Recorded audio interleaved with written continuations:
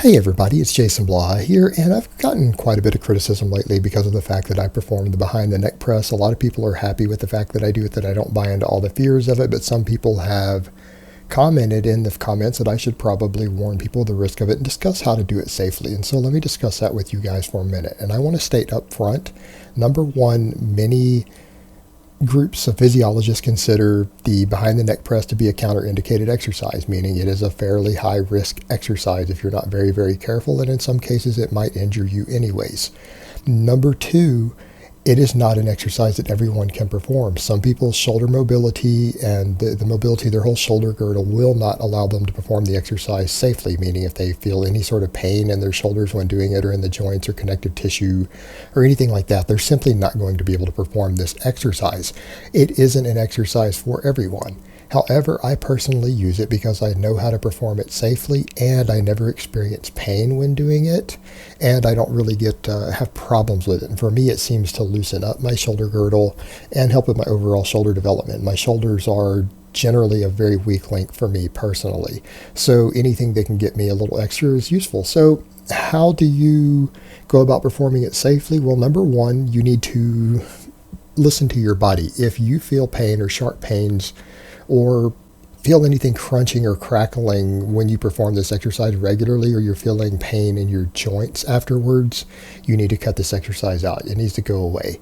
But if you want to give it a try and you want to try to perform this exercise with minimal risk, one of the things you'll notice that I do personally is that I perform it with a false grip or a suicide grip. You'll notice that my thumbs are behind the bar. They're under the bar. They're not wrapped around it.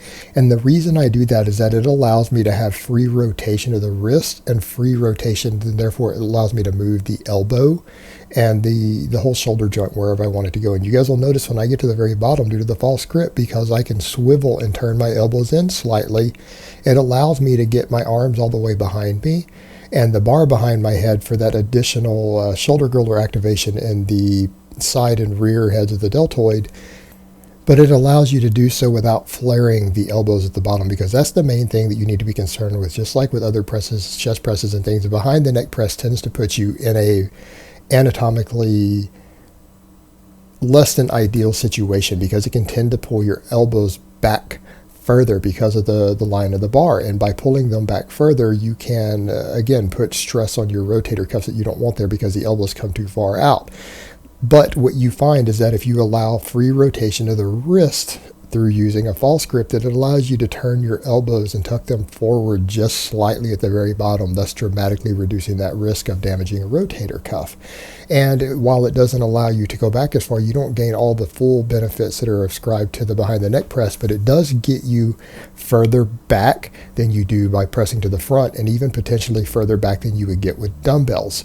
And so it lets you get a deeper stretch and get further back than you would with dumbbells. So it does give you a component by doing it that way that you don't get with any other exercise, thus making it worthwhile. Does it change the biomechanics of the behind the neck press? Yes, but it also dramatically reduces the risk. So it's kind of a safer way to perform it. You don't get quite as much stimulation further back through your shoulder girdle as you might get with the other grip, to where your elbows really do flare, but it's still allowing you to get some of the benefits of it, more so than you're getting on other types of overhead presses.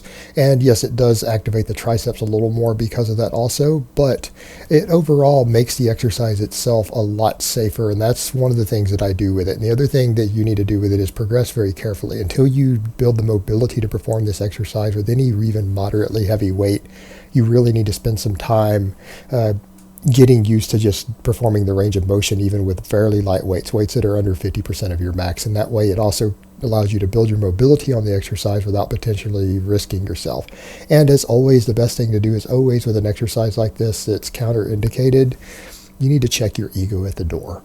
Alright guys, but that's really all I have to say on that today. If you guys enjoyed this video, please remember to click like down below. It's very appreciated. Subscribe if you haven't, and please share this videos with others. So I hope it's been informative, and I will talk to you guys next time.